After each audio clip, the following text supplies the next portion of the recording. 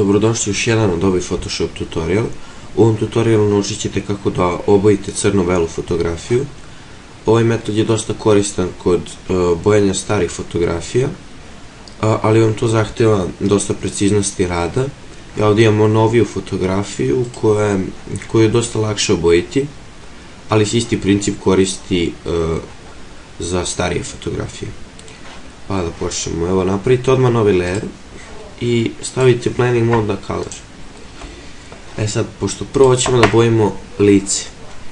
Za boje lica imate ovdje u swatches, imate boje već, uzmite ovu posljednju, u posljednjem redu prva ova.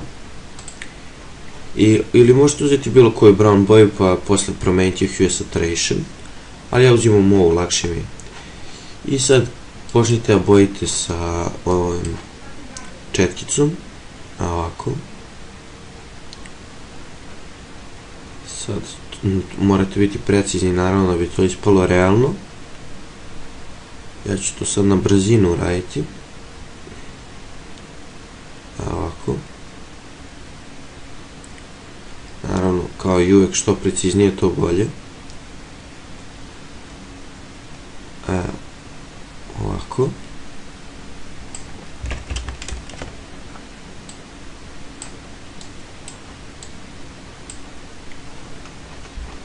Sad još vratio isto. Sad pazite da vam nešto ne ostane. Evo, što se tiče vidite ove kose, ona sam brown, to ćemo izbrisati. To ne morate brinuti, posle uzete samo ovaj eraser tool ili gumicu, kako god ga zovete.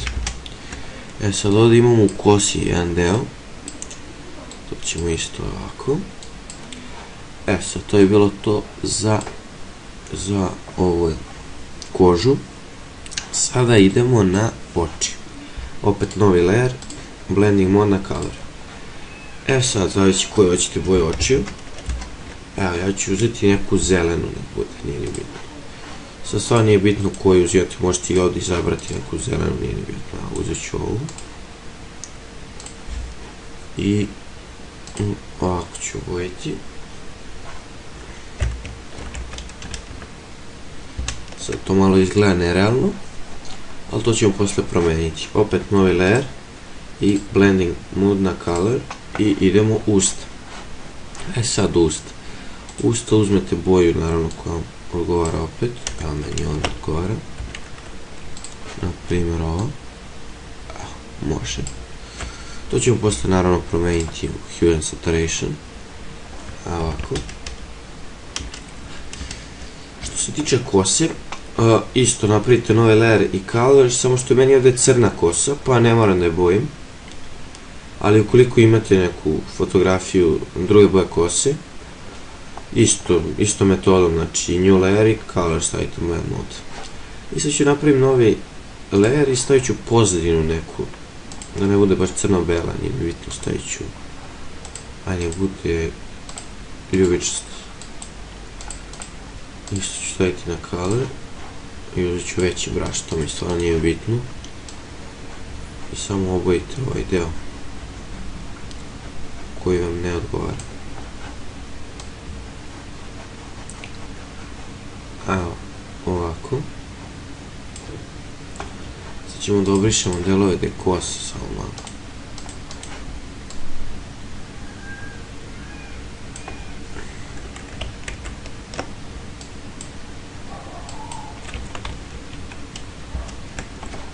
I stavit ćemo image hue saturation, promenimo boju, malo smanjimo, mnogo blješti ovako.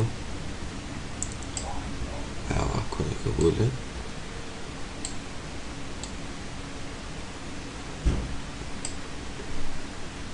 Ajde, stavit ćemo malo tu plavlje, kako god. Evo. To. Samo ću i ovdje da obojim tom istom bojom. Sad ovako. Sad uskladimo boje, pošto smo sve obojili. Naravno, vidite ovaj sako dole. Njega isto možete bojiti, pošto je meni belo, nema potrebe. Ali ako hoćete da obojite, ista metoda se koristi. Prvo ćemo lice. lice je najbitnije, znači to vam je u stvari uspeh ako uskladite boju. Sad ovdje morate da gledate da izgleda što realnije. Evo ovako.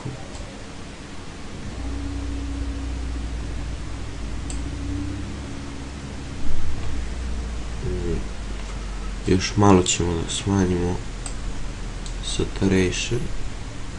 Evo, ok.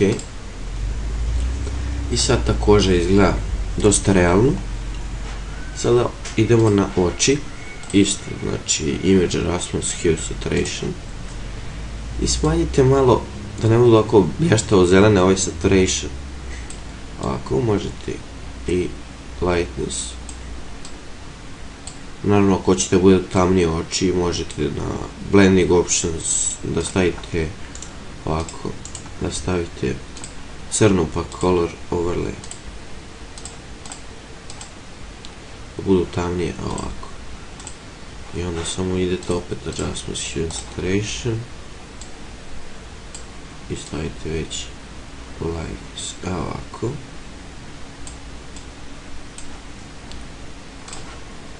Samo što su ovo previše tamne pa ću ovdje opesiti malo smanjim.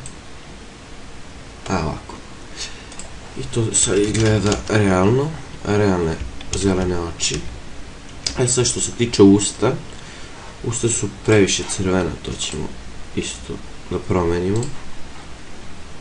Smanjite saturation, to izgleda realno. I ovako. Naravno možete i veći saturation, ali realnije ovako.